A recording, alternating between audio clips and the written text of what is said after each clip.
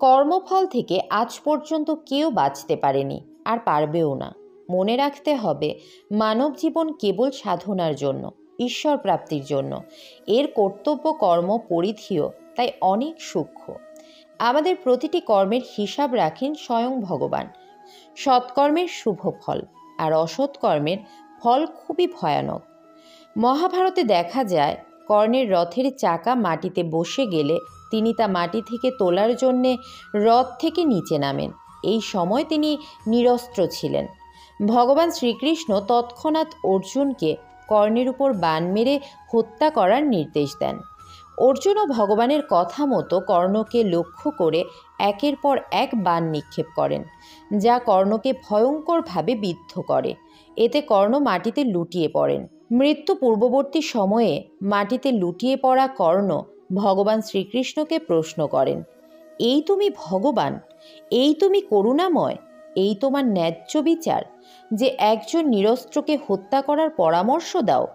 সচ্চিদানন্দময় ভগবান শ্রীকৃষ্ণ স্মিত হেসে জবাব দেন, চক্রব্যূহে অর্জুন পুত্র অভিমন্যু নিরস্ত্র হয়ে গিয়েছিল যখন সকলে মিলে তাকে নৃশংসভাবে হত্যা করেছিলে। তার মধ্যে তুমিও ছিলে। তখন তোমার এই ধর্মজ্ঞান কোথায় ছিল কর্ণ? এ জগতে যে যেরূপ কর্ম করবে, আমিও তাকে সেই রূপ কর্মফলই প্রদান করি। ইহাই আমার বিচার। অতএব কর্ম করুন ভেবেচিন্তে। কর্মফল থেকে আজ পর্যন্ত কেউ বাঁচতে পারেনি, আর কেউ পারবেও না।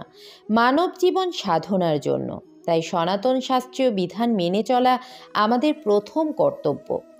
আপনি আজ কাউকে কষ্ট দিলে, দুঃখ দিলে, যন্ত্রণা দিলে, অসৎ সঙ্গ, জুয়া, মদ, অবৈধ সঙ্গ, এসব অধর্মে সাথ দিলে, কারোর দুর্বলতার সুযোগ নিলে, নিশ্চিত রূপে জেনে রাখুন, আগামীতে আপনার জন্যেও ভীষণ খারাপ কর্মফল অপেক্ষা করবে এবং স্বয়ং ভগবানই আপনাকে তা প্রদান করবেন। মানব জীবন ঈশ্বরের বিধানে সীমাবদ্ধ। কেউ কর্মফল হতে বাঁচতে পারবে না। কর্মে আমাদের স্বাধীনতা আছে বটে, কিন্তু কর্মফল প্রদান আমাদের অধিকারে নেই। সেটা আছে ঈশ্বরের হাতে। কর্মণ্যে বাধিকারস্তে মা ফলেষু কদাচন, মা কর্মফল হেতুর ভূর্মাতে সঙ্গহস্ত কর্মণি। তাই সাবধান হন। দুর্লভ এই মানব জীবনটাকে বৃথা নষ্ট না করে সৎকর্ম করুন। সহজ সরল জীবন কাটান। গীতা ভগবত পড়ুন। বৈষ্ণব সদ্গুরু আশ্রয় করে একান্তে একটু হরি ভজন করুন। এতে জীবন নির্মল হবে, পবিত্র হবে, জীবনে সুখ শান্তি খুশি বজায় থাকবে। অহংকার 4 প্রকারের হয়। 1. উচ্চ শিক্ষার অহংকার। 2. উচ্চ কুলে জন্মের অহংকার। 3. রূপের অহংকার। 4. ধন সম্পদের অহংকার।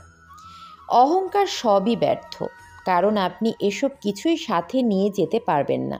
কিসের এত অহংকার? ঘুম ভাঙলেই গতকাল, না ভাঙলে পরকাল।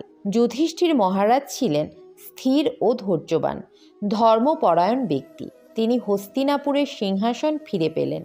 আর দুর্যোধন ছিল অহংকারী, ব্যভিচারী, দুরাচারী, তার ধ্বংস হয়েছিল। এবার আপনি ঠিক করুন, আপনি কোন পথে যেতে চান। ধর্মের পথে হাঁটলে কষ্ট ঠিকই হবে, কিন্তু জয় আপনারই হবে। মনুষ্য জীবন দুর্লভ। জীবনে খুব কষ্ট করে মানুষ জীবন পাওয়া গেছে, তাই মনুষ্য জীবনের সৎ ব্যবহার করুন। ঈশ্বর আছে এটা বিশ্বাস করি। অকাজ কুকাজ করে নিজের জীবনের অমূল্য সময় নষ্ট করবেন না। চৈতন্য মহাপ্রভু জীবের উদ্ধারের জন্য, মানুষের কল্যাণের জন্য হরে কৃষ্ণ মহামন্ত্র কীর্তন করতে বলেছেন। আপনি সেটাকে অহংকারে নিয়ে যেতে পারেন না। আজ পেলেন, কাল সুগার, হার্ট, কিডনি, অকালে প্রাণ। লাভ কি? সত্য বলুন। হরে কৃষ্ণ। তো বন্ধুরা, আজ এই পর্যন্তই। যদি ভিডিওটি ভালো লেগে থাকে তাহলে অবশ্যই একটি লাইক করবেন এবং কমেন্টে জয় শ্রীকৃষ্ণ লিখতে ভুলবেন না। এবং ভিডিওটি আপনার বন্ধুবান্ধব ও আত্মীয় স্বজনের মধ্যে শেয়ার করে দিন, যাতে তারাও এই ভিডিওটি থেকে উপকৃত হতে পারে। আপনারা যদি এই চ্যানেলে নতুন হয়ে থাকেন তাহলে অবশ্যই চ্যানেলটি সাবস্ক্রাইব করে পাশের নোটিফিকেশন বেলটি অন করে রাখুন, যাতে পরবর্তী ভিডিওর নোটিফিকেশন সবার আগে আপনাদের কাছে পৌঁছয়।